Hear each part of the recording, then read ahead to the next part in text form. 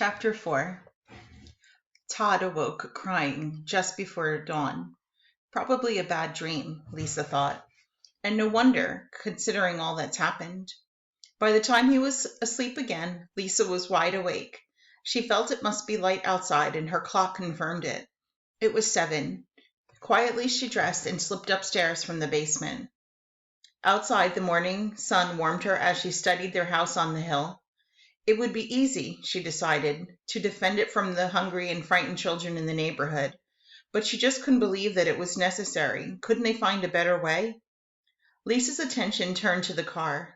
Teaching herself to drive had been a brilliant idea, and she didn't mind giving herself a compliment. Yes, brilliant. Almost like inventing something. The car had been useless before, and now it was a treasure. But the tires... Terror swept through her when she saw that the tires were flat. Why? She fell to her knees and studied the rubber with her hands. Had they been cut? No, she couldn't find cuts or holes. A thing like this just couldn't happen. Who would have done it, and why? What could they gain from it? Did they want to beat her to the supplies? Were they jealous? She had brought the car back to life and used it to find food. Now someone had simply and horribly destroyed it. There was no good explanation. It was evil.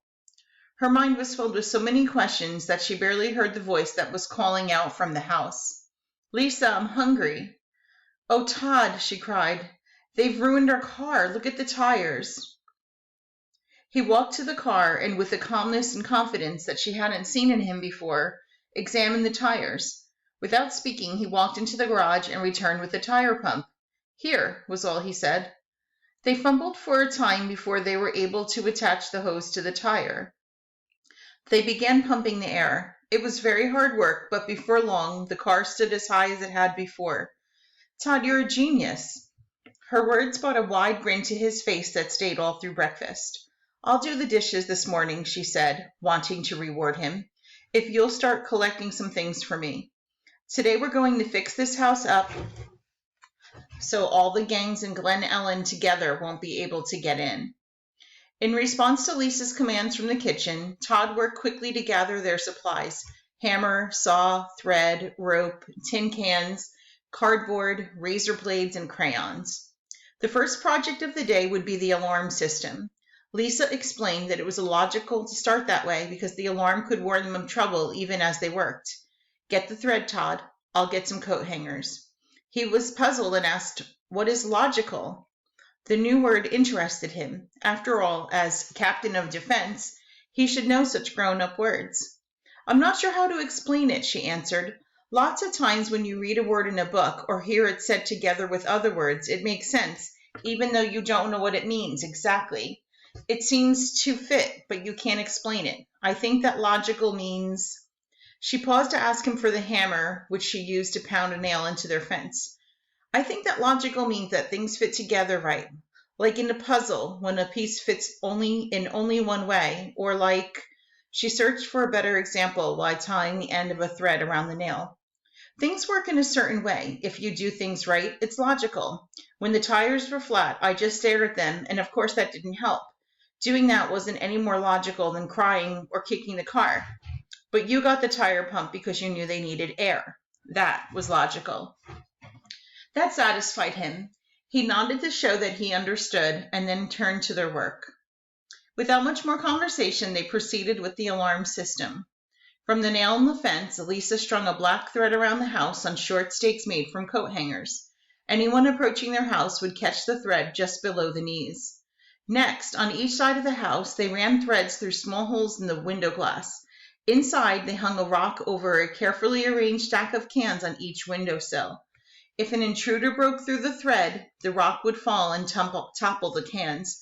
The sound of clattering aluminum cans would be their alarm.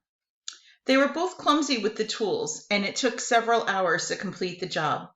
Lisa spent most of the time just thinking about what to do next. When the alarm was finished, they stood on the sidewalk to make an inspection. "Good work, Toddy boy," she said. "You can't see a thing. The thread is almost invisible. Now let's see if it works. Go inside and stand by the living room window and listen, but don't touch anything. And Todd," she called after him, "watch out for..." It was too late. Running toward the house, eager to watch his creation work, Todd caught his legs on the thread. It broke and set off a loud clatter in the living room. Sheepishly, he turned to Lisa and surprised her by shouting, "That was not logical." Lisa laughed. "Either I'm a good teacher or he's a smart student," she thought. "But our alarm is logical," she called back. "It works. I could even hear it from the sidewalk." They reset the front alarm and repeated the test on the other 3 sides of the house. After some minor adjustments in the back, the alarm system was finished. During lunch, Lisa briefed him on the afternoon's work. First, they would make warning signs reading, "Private property. Do not go beyond the sidewalk. Trespassers will be shot." Next, they would make secret storage places inside the house. Todd listened carefully as she described a series of booby traps that they would make. "The alarm system and the other things will be your responsibility, Toddy boy. You'll have to check them every day to make sure they're working." Her words made him feel important. They set to work, and by 4, most of the plan had been accomplished. On the roof in front and back, they had rigged large boards that held back rocks and glass bottles. If an enemy approached, Todd would pull a wire to release the boards, causing an avalanche of stone and glass to roll down on the invaders. For good measure, Lisa added a small note to the bottom of each warning sign. "P.S. If you are not friends with our German Shepherd, Hans, please wait here so we can put him inside." She thought it was a good finishing touch. They put away the tools and went into the house to write the invitations for the meeting. Her message was simple. She wanted to create a neighborhood militia for protection against the gangs. She hoped that the neighborhood children would attend the meeting and bring their ideas. The meeting would be held in the street in front of their house at 2 in the afternoon on Friday. In the invitation, Lisa also promised special refreshments. As Lisa approached Julie's house to deliver the first invitation, she felt a new sense of excitement, almost as if she were going to meet a friend. Since the day that Lisa had moved to Grand Avenue 6 years before, they hadn't spoken or played much together. True, they had argued about a few things, but now they were both just trying to survive.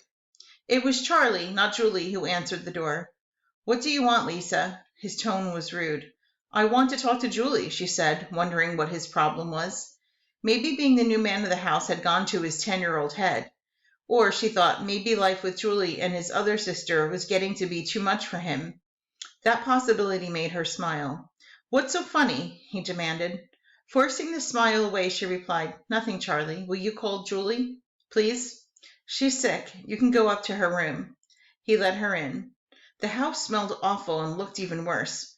Danny, their English setter, had been living inside with them, and no one was bothering to clean up his messes. In fact, no one had cleaned up anything. The kitchen was full of dirty dishes and creepy little black bugs. Lisa picked her way through the clutter and entered Julie's room. Julie was lying on her bed, eyes open, doing nothing. Several books were by her side and scattered across the floor. "Hi, Julie. What's the matter?" "Oh, hi, Lisa. I just kind of feel crummy. When I stand up sometimes I get dizzy. I don't know what it is." Her voice was very soft. Trying to be helpful, Lisa said, "Scott Copel used to get dizzy like that. He took vitamins because his doctor said his diet wasn't right. You should take vitamins." Julie glared. It was the same old silly argument they used to have. "Lisa, your family is goofy about pills. Vitamins are a waste of time." "I know, Julie, that's what your mother used to tell you. But that's when she was here to feed you decent meals. What do you eat now? I think you should." The sight of Julie's tears stopped the argument. Lisa recalled her own words and guessed that the word mother had started the crying. "I'm sorry, Julie. I was just trying to help." But Lisa had guessed wrong. It was the talk about food that had made her cry. Julie explained in rapid, nervous words that they were actually starving. Lisa guessed that this also explained Charlie's bad mood. "Charlie has been out every day, but he can't seem to find any food. We've been eating Halloween candy and crackers for 5 days. With a tiny bit of a smile, she added, "I never thought I'd say it, but I hate candy." "Why didn't you ask me for help, Julie? I would have helped you. I will help you. I'll be right back. Want some soup? I don't have your favorite chicken noodle, but—" Lisa started toward the door. "Wait a minute, Lisa. There's something I have to tell you first." Julie seemed nervous. She paused a while before continuing.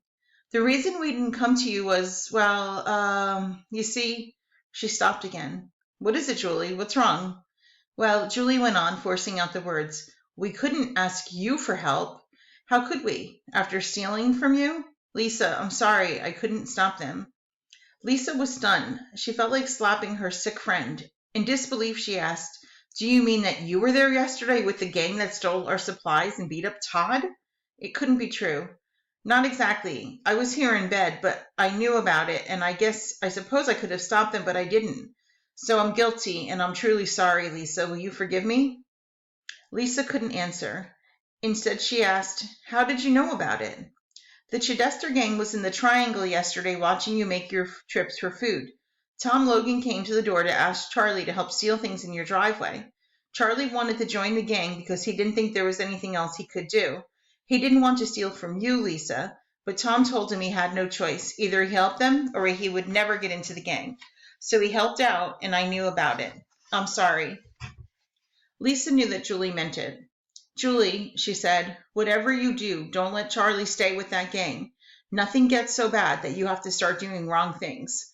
There are better ways that won't hurt anyone. Now I'll get the soup while you talk to Charlie, Lisa added. By the way, why don't you have food if Charlie helped them steal all of my stuff yesterday? It's a rule of the gang, Julie answered.